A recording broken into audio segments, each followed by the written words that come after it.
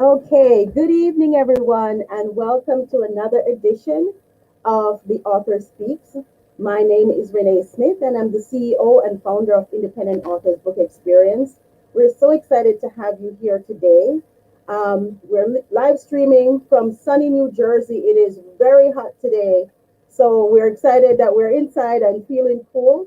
So we have two amazing authors here for you today, Dr. Cadmus Hull and Chantelle Agbro, and they're going to just talk to us about their books. And this month, we're featuring nonfiction books. And for those who are tuned in and listening in, make sure you ask your questions. We can drop some questions in the chat and we can have our authors answer those questions. And also, if you're an author and you're tuning in and you'd like to be a part of our programming, you can visit our website at www.iabx.org, or you can visit us, you can email us at IABX at hotmail.com. It's all this heat. It's too hot today, trying to get it all together. All right, so we're going to introduce to you our authors for today, and our first author up will be Chantelle Agbro.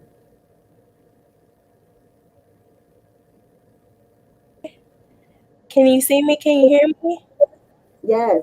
Okay, perfect. Yes, it's a pleasure to be here. Thank you so much. Thank you for being here, Chantal. We appreciate you coming in, and just tell the audience where you're coming in from, where you're tuning in from. Yeah, so I'm currently based in Maryland on the East Coast. So New Jersey isn't that far. I mean, depending on what part of New Jersey, but I'm familiar with the tri-state area. I went to Temple University in Philadelphia. So yeah, I'm not too far from like New York and New Jersey. So yep, I'm right here in Maryland. Okay, welcome, Chantal, and Thank we're you. going to introduce to you Dr. Hull, Dr. Cadmus Hull. Cadmus Hall. Just about everyone calls me Sam. And I'm based in Sicklerville, New Jersey, but Chantel, I was born in Maryland. Oh wow. Yeah, and just some things people don't know about me, I guess, is well, I'm a retired school principal and a superintendent of schools, but I came to New Jersey on the back of a farm truck with my family. Oh And wow. we moved to New Jersey. I attended a racially segregated school in New Jersey in kindergarten, Oh, and wow. and went on to a regular school, so to speak, I guess you where it is integrated, and never got anything above a C minus until one time. An eighth grade teacher named Mrs. Kunkel, she was a white teacher, gave a science test, gave me a B minus. Wow. Yes, praised me the whole day. From that time forward, I never got anything less than a B in school. Wow. Went on to make the honor roll and so forth. And that's just a key thing to me. You never know who you're gonna, pass in your life that will help you. Well, she made a big difference in my life. That's amazing. You know, Mhm. yeah, and that's important because even as authors and as we share our work, we don't know whose lives we're going to touch and who we're going to inspire with the books Absolutely. that we write. And you know, Chantal, you in your book, first thing, and before I even get to your book, you refer to yourself as a millennial literary artist. Yes. So, I can you explain to us what exactly does that mean to be a millennial literary artist? Yeah, so millennial specifically just refers to the period that I was born in. However, so there's an argument that I might not be a millennial, that I might be one of the generations because I was born in 1995 and I guess they changed the cutoff, but I refer to myself as a millennial because I can definitely still relate to millennial. Using the title literary artist to me really just means that I'm a writer in every avenue and every aspect. When I started to really delve and trust my writing, I didn't want it to just be exclusive to a certain style of writing. I wanted to be able to delve and divulge into different types of writing, like screenwriting and songwriting, because I was just artistic in that way and I just thought outside the box. And so literary artists kept me outside of, or kept me from being categorized as one specific writer. It's already hard enough for me just being a creative that I have to, not have to, but when you present yourself in a certain way, people automatically relate certain things to you. So say if I tried to go into the music industry and sing, for example, they're like, "Oh, I thought you were a writer." But you can have so many different talents and you can be so multidimensional. And I feel as Black women, we are very multidimensional. And so I just wanted to leave that room and space for me to embark and grow in every aspect I could. Yeah, and I actually like that because when you say artist, it really opens up the field for you. So it doesn't limit you to just writing because I think when we write we express so much, especially when you do it through poetry. You Right. can turn that to song. You can Yeah. do that to music. So as an when you brand yourself as an artist, I think I'm gonna have to steal that one. Yeah, no, you should definitely. I Please do. definitely like that. I like that. Um, and as we're going into things, and Dr. Hall, you just touched on it a little bit when you started talking, when you introduced yourself, and you know, being the first. You mentioned that you were a superintendent, but you didn't tell the audience that you were the first Black superintendent for Cumberland County in New Jersey, which is something that I think is very it's so impactful. And to me, when I think about it, how has that impacted how you write the books that you write and the books that you publish? How has that impacted it? It really did, in the sense that when I was a principal, I was an elementary school and a middle school principal. My population students was 70% minority. So I went in and I realized that I said, wait a minute, these children know nothing about their background, as far as African Americans, because I looked at the books very closely.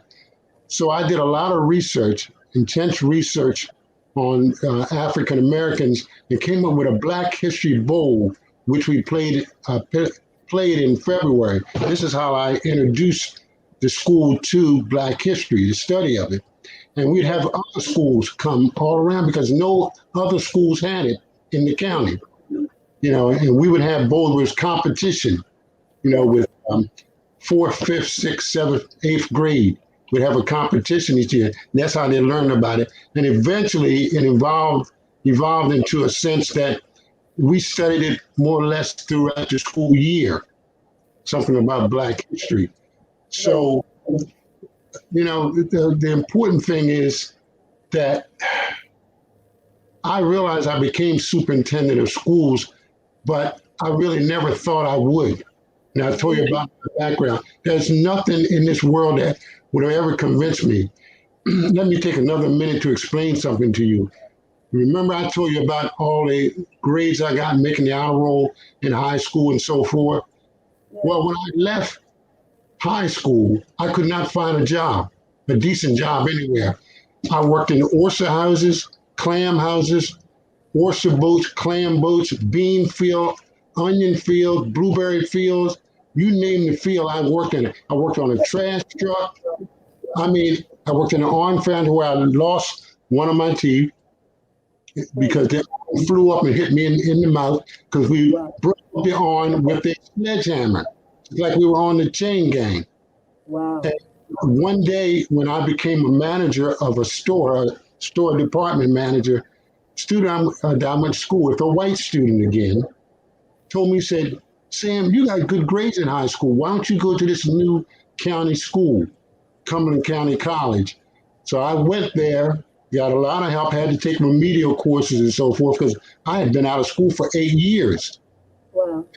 Went on and made the honor roll the Dean's List in college, National Honor Society, and then became a principal and a superintendent. This is what I try to instill in students, how important it is. When I work with them, I work with graduate students, and I help them to become teachers and so forth. So it's very important that that influence goes into this book, because my wife, and I know we'll get to the inspired part in a few minutes, but her help with me in this first book means so much to me.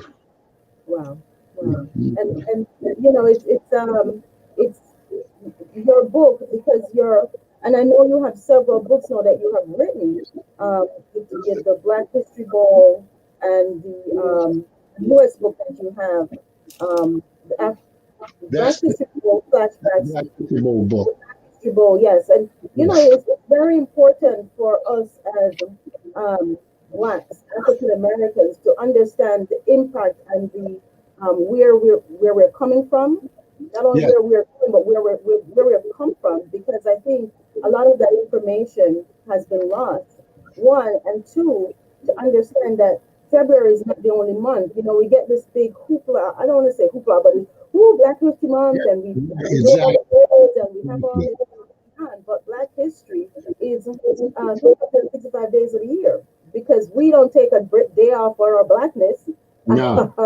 on the other months. So having those books is very important for our student population, and just as adults as well, because a lot of the information we may not have known, growing up or taught. I'm originally from Jamaica, so that just seeing those books are very important for me to be able to appreciate the culture and learn a little bit more about the culture. So that's very important. I promote my books 365 days a year. I take no time off with the book. I go, if someone calls me and say, "Can you come to whatever it is?" I'm right there, if physically possible. I go there Yeah, to promote my book, because I want people to know, study Black history 365 days a year. We study other history yeah, 365 days a year. Why shouldn't we study Black history? absolutely. And Mhm. with and just piggybacking off of that, because your book, Chantal, you Mhm. talk about your book, My Soul Told on Me, and I Yes. and I just feel like you know just tell us a little bit about the book. Who is this book for? Who is your audience? What is this book about?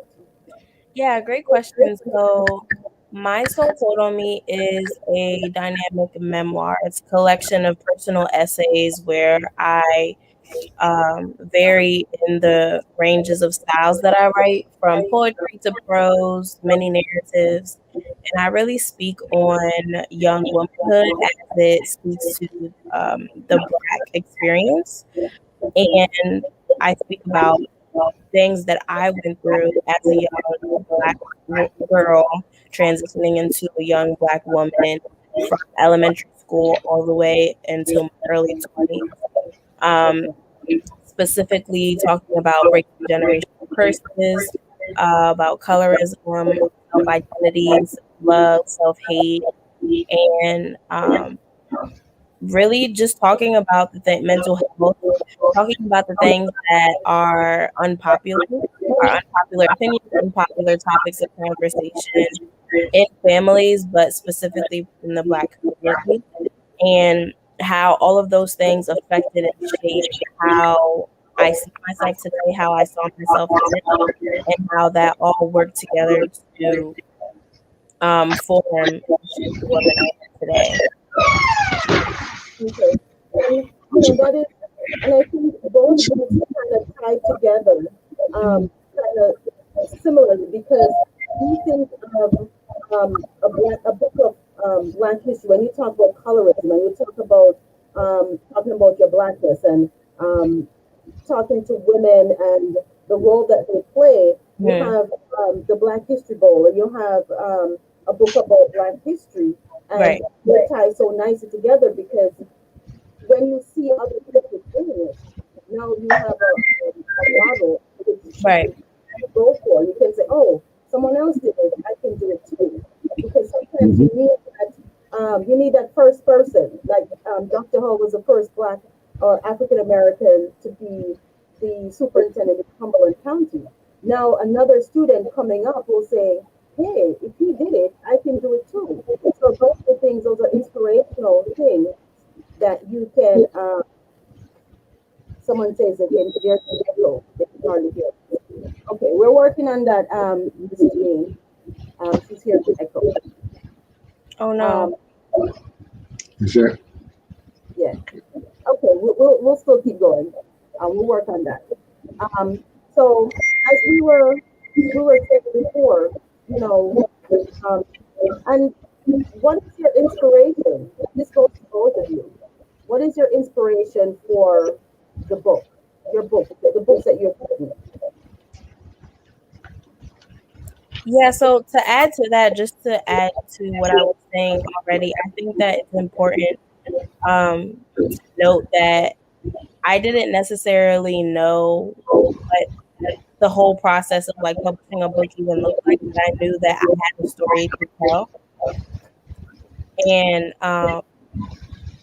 just so that I understand your question, you just want to know about the books that we published, like what inspired us. Yes, go ahead.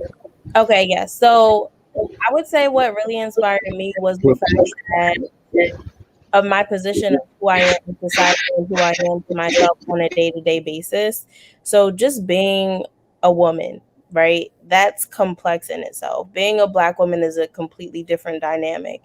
And there were just many things that I would go through that I knew that weren't coincidence, that I felt like my story needed to be told, to watch my mother, to watch my grandmother, to watch my friends, parents, aunts, sisters, things of that nature, to see how we interact with each other, and just the black family dynamic in itself really inspired me to tell my story, because it really doesn't matter what age you are. That doesn't constitute or measure how much you've gone through in life, or the validity or the credibility of your story.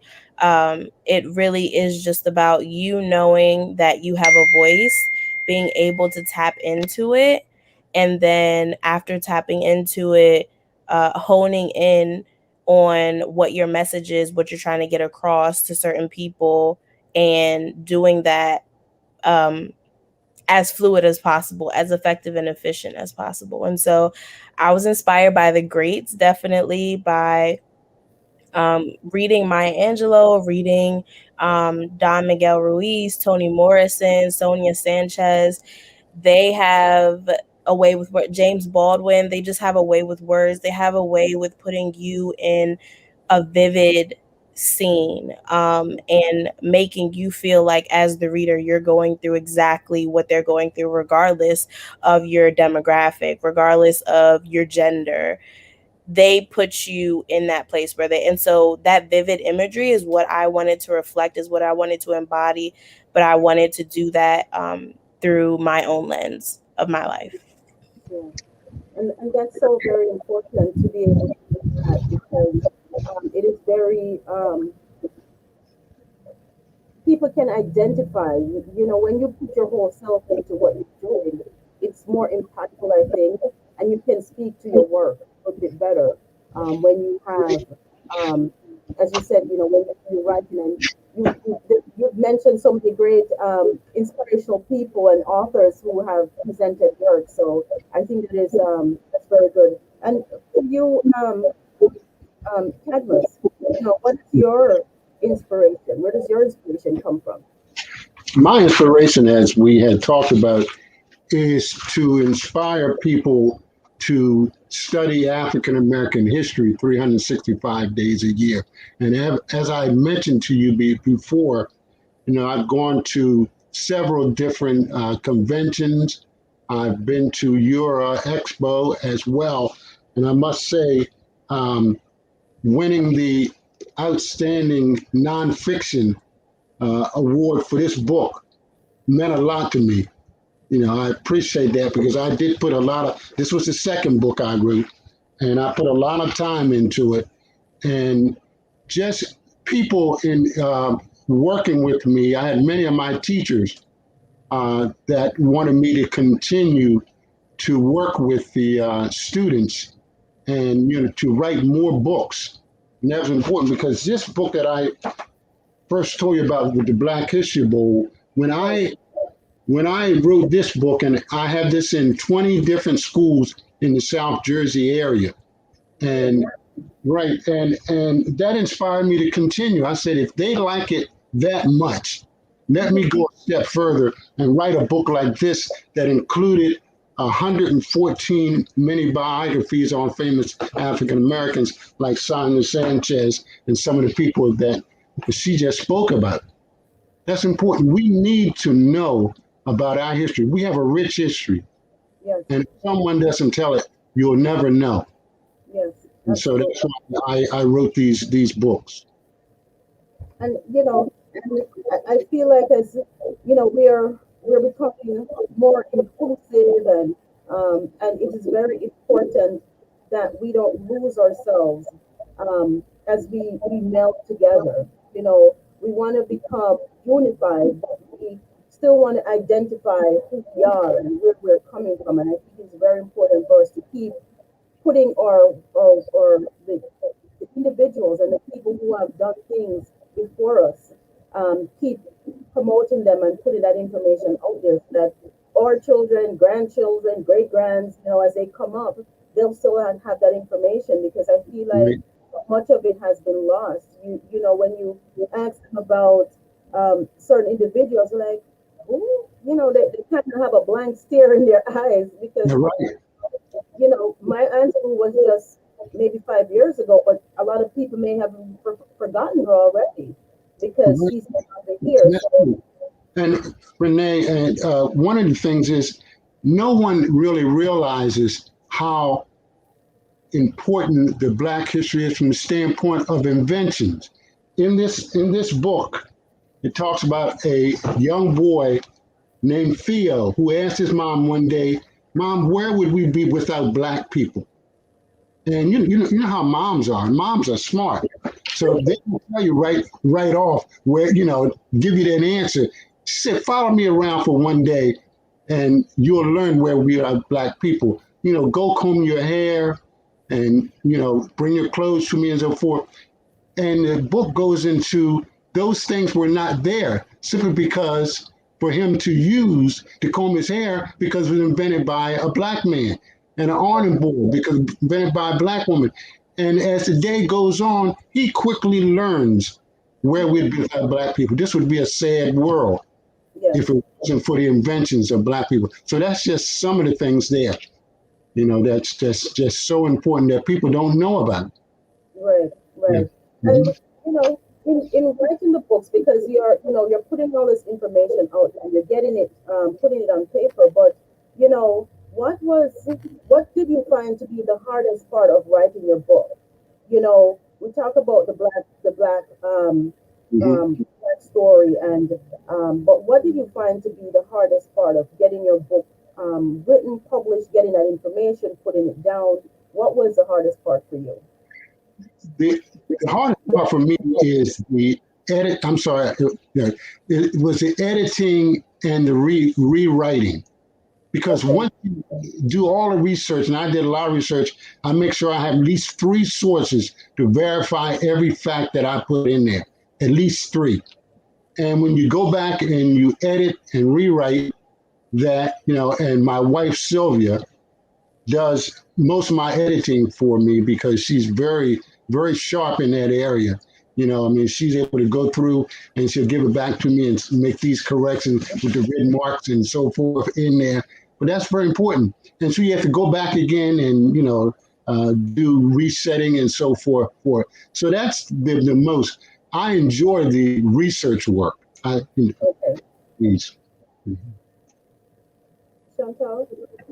Yeah, I would say I would have to agree. The hardest part for me was it wasn't writing in itself, although there were tough areas, but because I was talking about personal experiences, it was difficult for me to balance the art of storytelling and um not negating, but straying away from just aimlessly venting. You know, when you're talking about something that's happened to you and when it's traumatic, you are speaking from the heart and it kind of just comes out in a blur, right? And so my main thing was making sure that I was getting the message across to my target audience, not that I was just angry about something or mad at this person or sad about this and that's the only thing that was translation. No, it needed to be clear, concise, so that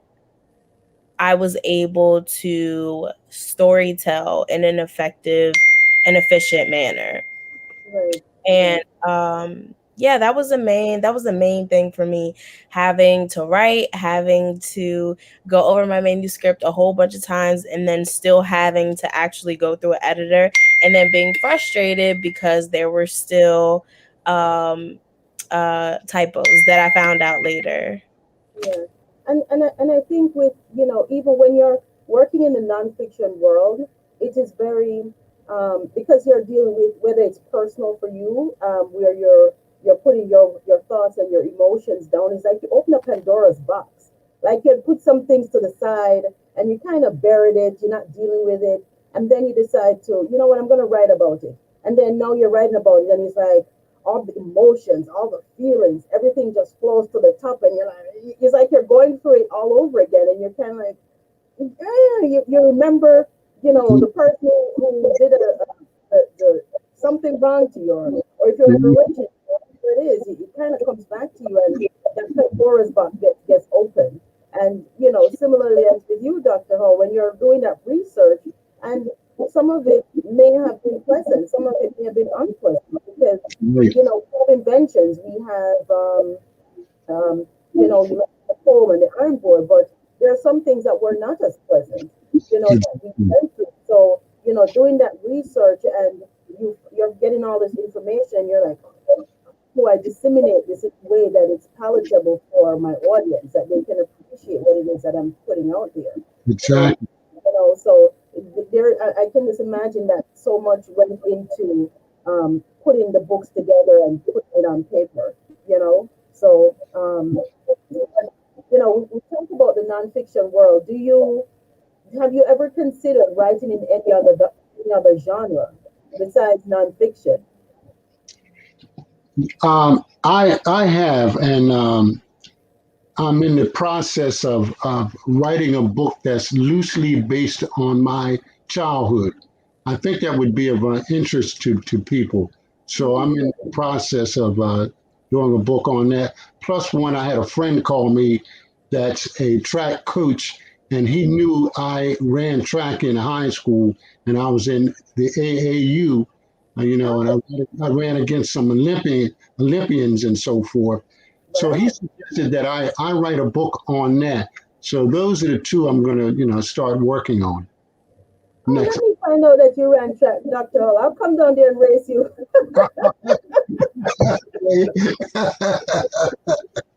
Yeah, I ran track a few years back, and my boys run track, so um, that's something very exciting.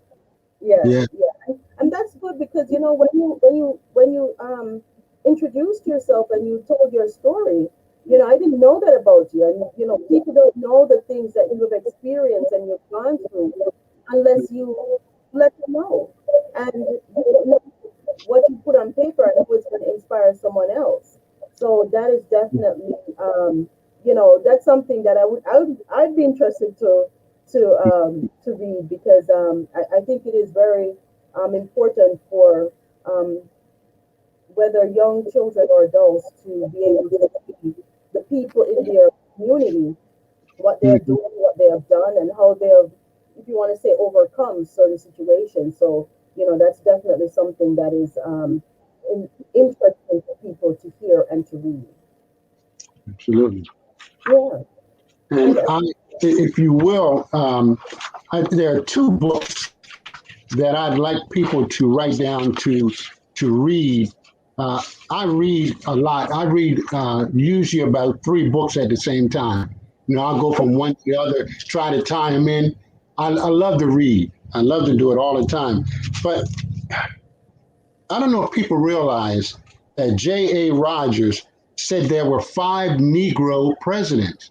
This is before Obama, okay, President Obama. And the reason he says it was in the 19th and 20th century. The reason he said it is because people you wouldn't think of. These are people who had partial black ancestry. They included Harding, Jefferson, Jackson, and Lincoln. And that's Wow. J.A. Rogers. People don't really know that. And some of the other books I read, but Michelle Alexander, if you ever read a book, read it about the new Jim Crow, about the war on drugs and how the men and black men and women are constantly put in prison and so forth. So it's just like how Jim Crow was before, their experience and now. Another one is White Fragility by Robin DiAngelo. And what she says, this book explores the counterproductive reaction people have when their assumptions about race are challenged. These are white people, Yeah. and how these reactions maintain racial inequality. These are 2 books that I read that I just, after I read them, I just kept processing it and processing it over and over because people don't realize those Yeah. kind of things. And Yes. I have a library of about 700 books, that I read on time. Those are the books I've been through. Yeah. I've actually heard about um, the new Jim Crow. A few of the books that you've mentioned, I've definitely heard of those. Yeah. Yes. Yeah, I've heard of those books too, and I do like to read, but I have to sit down and actually do it. So I'm setting myself a new task for this year, and so I'll add those books to my list for sure. But to go back to the initial question, I definitely want to dive into different genres of writing, which goes back again to like the title of a literary artist. That's why I wanted essentially to keep that safe space for me. Hmm. So yeah, I think that if I do one, so my next book is still going to be nonfiction, but the book after that will probably be fiction. And um, I'm a child at heart, so I think that will be great for me. So I'm excited to do that, but definitely fiction and probably possibly other genres as well. But fiction is like the first one that comes to mind. Okay. Okay. Excellent. And it's what I like about as you mentioned, being a literary artist, and I really like that that title because it opens up the door for you, and it frees you to do other things and to write in other genres and to present yourself because it's like being an actor. You play the bad guy and you're forever the bad guy. Right. When do you get to be a good guy? When do you get to be happy and playful and show other sides of you? So being a literary artist definitely gives you that flexibility to to expand your reach. Um, Right. for myself, I do that.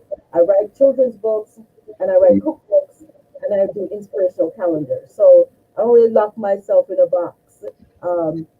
I kind of go with where the wind blows and says, okay, what do I want to write now? What I want to share? So Yeah. you know what I mean? And that's what I like. I think I'm going to take the literary artist. I like Yeah, that. no, honestly, I think you should. Like, I didn't only self-publish books. I have a journal as well, personalized journal. I have inspirational calendars as well. I just self-published a mini anthology. So there's so many things that go into writing. Writing is literally the fundamentals of life, if Yeah, you really think about it. So, yeah, take it, run with it. It's important. Yes. I love that. I love that. And one of the things is, as for other writers who are coming up, what advice would you give an aspiring author? What would you say to them? Because the field has opened up a lot in terms of writing, not just writing, but also publishing. Being able to publish your book yourself, or you don't have to go through that big publishing company. So, what advice would you give someone like, I'm going to write, how should I go about this? What should I do? I would say, first of all, to set aside time every day to work on your craft and stick to it. They really have to stick to it. Just set that time. Don't let anything get in the way of it within reason. Get someone, as Chantelle has said the same thing, to edit your book. That's very important. You usually can't find your mistakes. And I have one person that I work with, he says that you can do a lot of your own corrections, and you can, I can, but I don't find all of my mistakes. You need Yeah. someone to go through and look at it. And I'm fortunate more than most people. My wife is, as I told you, is excellent at it. So that really helps me. Research your craft. Take time to research it. Make sure you understand what you want to do. Follow other writers. That's so important to me, and I spend a lot of time with that. And 10 writing seminars provided by other writers. Those are the things that I would suggest for an aspiring writer. Yeah, I agree. Especially with honing in and researching your craft. And before I actually delved into writing, I didn't do that. So writing is something that I always did. I wrote in my diary. It was just something that was kind of a habit. I mean, not a habit, a hobby for me. But as far as like actually researching it prior to coming out and saying, "Oh, I'm a writer," I didn't do that. So I learned as I went, and it definitely would have saved me a lot more time if I would have researched it prior. So I think that that's very important. And that's something that I even teach in my course because I started an online course that I have one-on-one coaching options and also a self-guided option teaches writers the ropes of the self-publishing industry and also how to be their own agent on a budget. And one thing that, well, a couple of things that I've learned through the process and that I teach my clients that come on are to trust yourself, don't compare yourself. I think this is very important, especially in my day and age, because social media has taken a foothold. And if you don't use social media for what it's for, and if you rely on it too much, it will literally destroy you. It will have people thinking that you will never reach where you're supposed to reach if you don't get there by a certain age. And that you're a failure, that you're not enough, that what you have accomplished thus far doesn't mean anything, and that's a lie. So, specifically for people who are heavy on social media, take a step back and use it to research, to connect, and network. That's very, very important. Next, definitely write how you write. So, this goes back to comparing yourself to other writers. It's perfectly fine to use people as influence, to use people as inspiration, but when it exactly comparison is the thief of joy. But when you sit there and compare how you write or how you do spoken word to another author as if how you were born is identical to the next person, um, it robs you of who you are. It robs you of your talents. It robs you of exactly how God made you and how He has designed you and designed your brain, and everything works in divine order. And so it really goes back to trusting yourself and not comparing yourself. And then lastly, read. Read. That's very important, and be open to growing in your writing style. You're never going to be perfect. You're never going to be 100%. That is the process of living. That is the process of being on this journey of life. Just continue to grow and be open to that. Don't think just because you got some awards and you were acknowledged on a certain platform that you don't have the capacity anymore to continuously learn. Like, no, you're going to learn until you die. And so just keeping yourself open in that realm is very, very, very important. Yeah. That's as someone, as Dolores said, excellent point. Mhm. We're all learning. We always have the capacity to learn, and we should not stop learning. Like you said, not because you're on a certain platform or wherever you are, that all of a sudden, no, you've arrived, as my mom would say. can always learn. And I want to just share a comment Mhm. here from Marita. She said, Dr. Hull, I read your book and it was extremely informative, full of historical facts and truly amazing. I'm a huge fan of nonfiction. Your book should be on every shelf in the reference section of all schools and libraries. So thumbs up for you, Dr. Yeah. Hall, on your book. You have a fan club, Dr. Hall. Thank you. And I did see that book as well, and I do think that that's something that we should all students should have access to because it has such a wealth of information that a lot of the books that they have access to is don't have that information in it, and if it is, it's probably you can count the number of pages on one hand that refer to Black history and people of color. So definitely. Want to share that piece. And in as we're talking about inspiration and inspiring, what happens because okay, you talk about writing every day, putting your thoughts on paper, but how do you combat writer's block? When you hit that block in your head, like what do you do to get around it? Basically, for myself, I just step back. That's a time for me to take a day off. I'm writing every day, but sometimes if you really can't, well, sometimes you're just so tired that you really can't do the writing. I step back, and usually the next day when I come to it, I'm ready to start writing again, doing the research and so forth. Yes. Yes, absolutely. Taking a day off is excellent. Go ahead, Chantal. Yes, Yeah, no, I agree. Taking a break is very important, and really restoring and refueling yourself, because as a writer, like, your mind works so differently and you see the world very differently.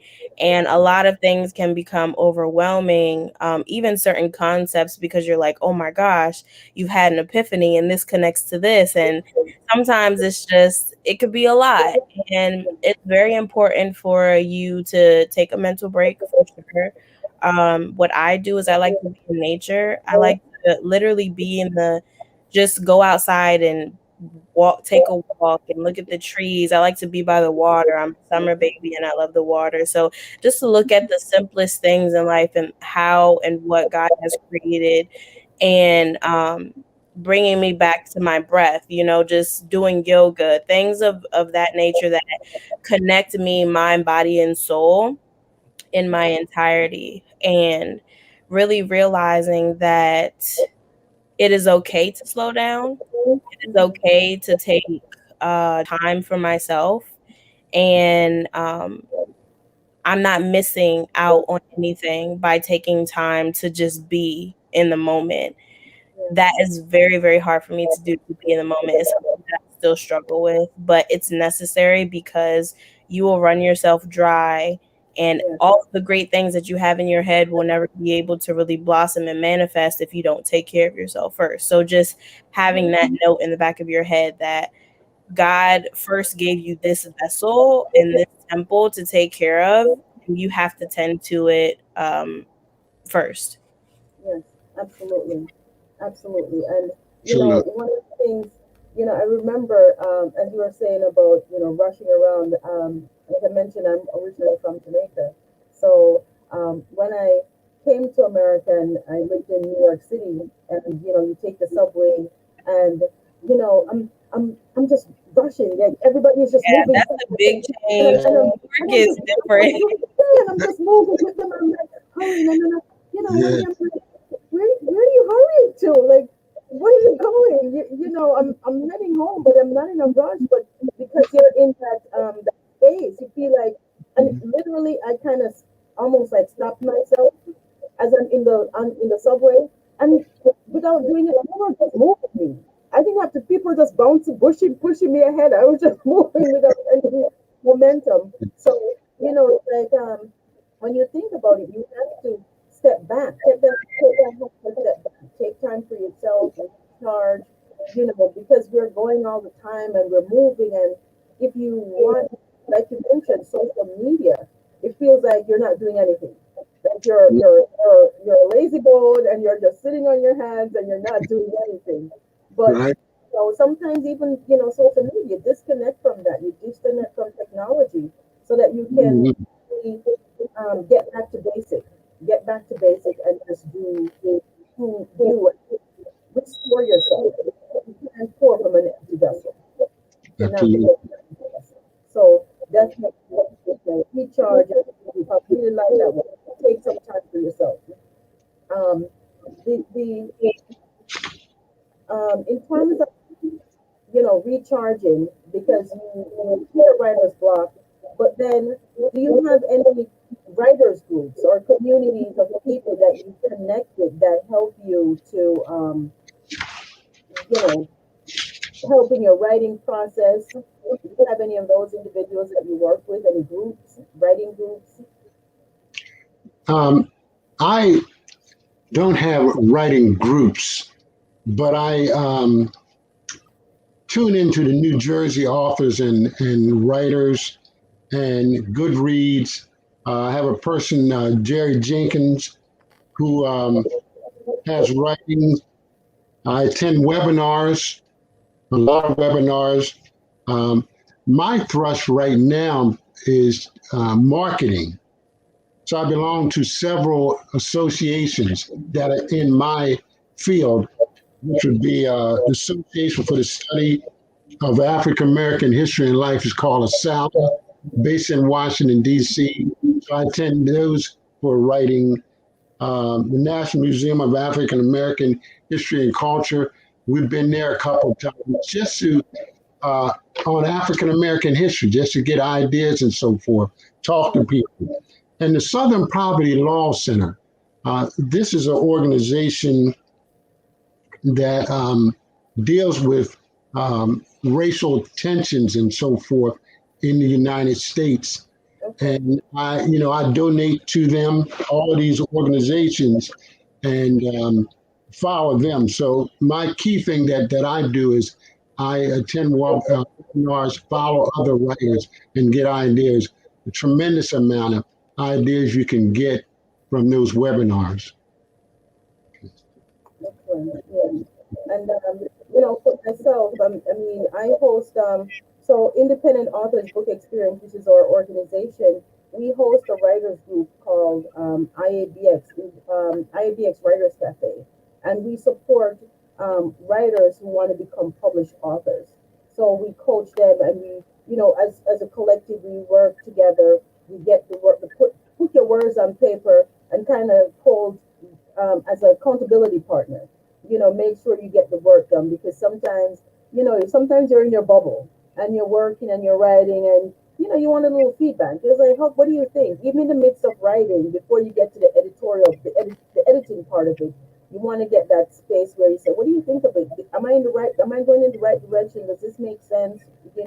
So being in a writer's group definitely is helpful, or we found this helpful for some of the authors who have published through our writers group. So far, we've had four individuals through our writers cafe who have published their books. So I think having a group is helpful. I don't know, Chantal, are you a part of any group or community?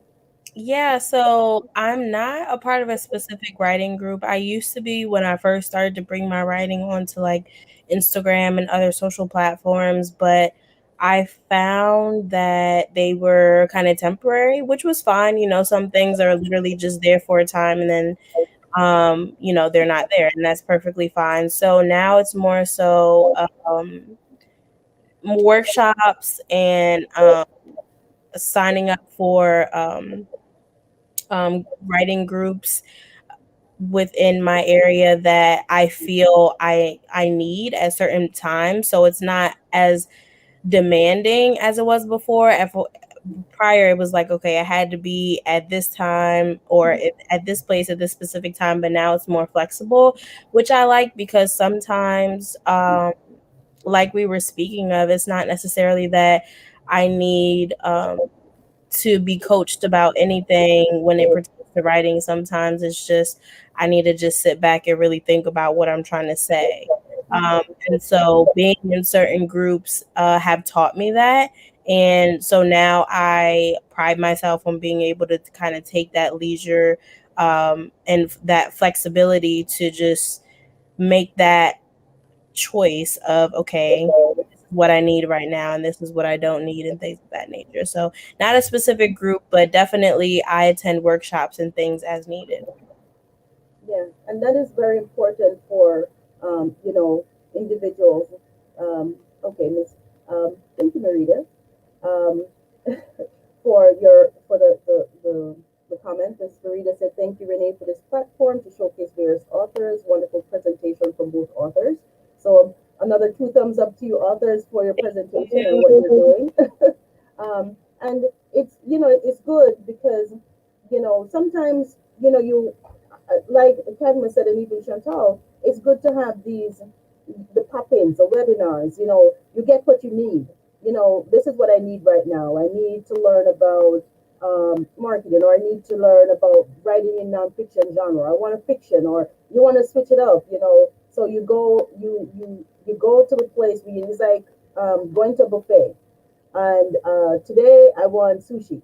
Tomorrow I want chicken. Tomorrow I want, so you get what you need and you go in and you come out. And I find that of late there's so many things, especially since the pandemic, that there's so many doors have been opened for us in terms of being able to access things virtually, or using your computer as opposed to having to be there physically.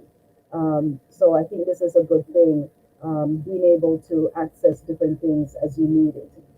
Now we're coming closer up to our time, so I want to ask one more question for authors, and I'll ask all the authors this one. Do you use pen and paper or the computer? That's a great question. I wrote pen and paper. When I saw the question, I was like, yeah, no, pen and paper definitely. But it's funny, when I'm writing my manuscript, I will type it out.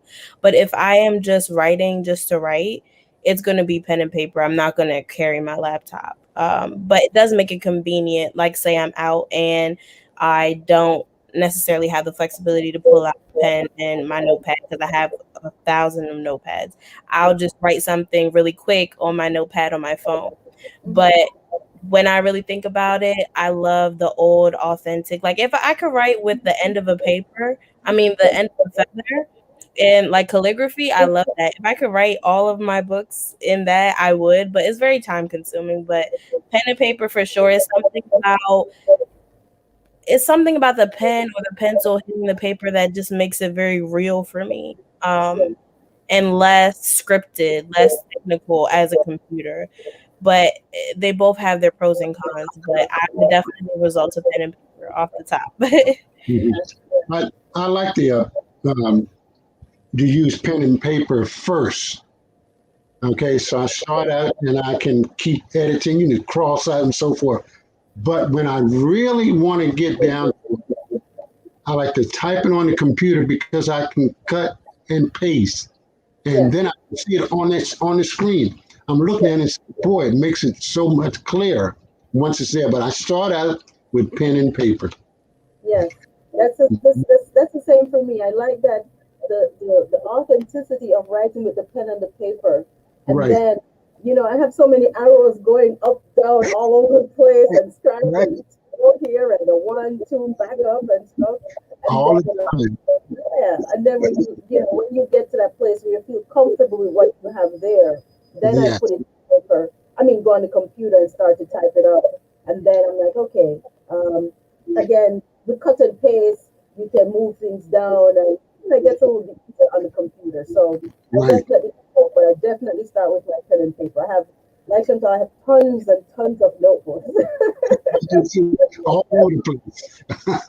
All over the place. I always have one in my bag because I never know when you're gonna, get a thought. And That's I'm right. not as set with my phone to put the notes in my phone. I try, but it's easier for me to just scribble it down on a piece of paper. So yeah, definitely. And before we go, we're getting towards the end. But before we go, we wanna, how can people find you? Tell us where we can find your book, where the people listening want to know where they can support you or how they can support you. So, you know, Chantal, can you tell us, where we can Yeah. find your information? Of course, of course. So it's funny that we were even talking about taking a break and stuff. So I am on a social media hiatus right now, but I've been Okay, using a scheduling app to schedule my posts. okay, But you can find me on Instagram and actually all my social media at Chantelle Adana. So that's the at symbol. Yep, Chantelle Adana. And then my website is as plain is my name, chantelladonna.com.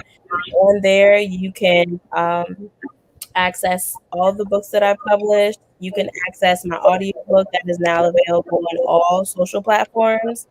It's the audiobook of My Soul Told on Me, and it is not just me speaking, but it's also musically produced. So that's available on Spotify, SoundCloud, Apple Music, so on and so forth. And I also have editorial services. So if you need any editorial work done, from press releases to bios, I write those. And then I also have my one on one coaching for those looking to self publish. And I also have a self guided recorded course that's available too. So a lot going on there, but this is where you can find me. And I will be more than happy to have my team to reach out to you if you reach out. okay, excellent.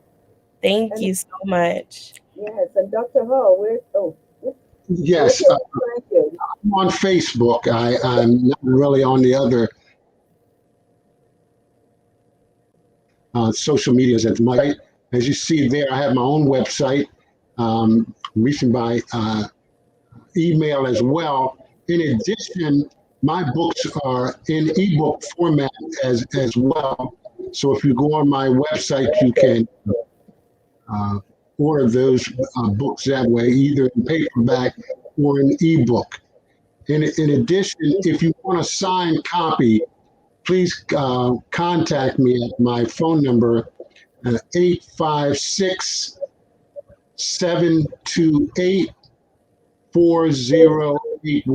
and I will autograph the book and send it to you. Give me that number. I don't know. Do you want your number out and about in? It's my business. Okay, go ahead, Dr. Hall. Give it to me It's again. not my personal one. 856 728 4081. And Okay. that's on all the time. And have a whole separate one for my business. Okay, so we're gonna blast your number so that you can reach out to Dr. Hall and If you want, contact him if you just need to reach get an out. autographed copy. Okay. Excellent, excellent. And just before we go, IABX is here to support the independent author. And one of the things that we have coming up is our eighth annual Independent Authors Book Expo, which we're so excited to be hosting because last year during the pandemic, in the midst of the pandemic, we had to go virtual. But this year we are going to be hosting our event in person in the borough of Roselle, and we're registering authors at this point. We have people coming in from Maryland, from Texas. They're coming from all over to be a part of the book expo. They've already registered. This year, we're limiting the number of authors and tables that we have. So we're only going to have 30 tables this year.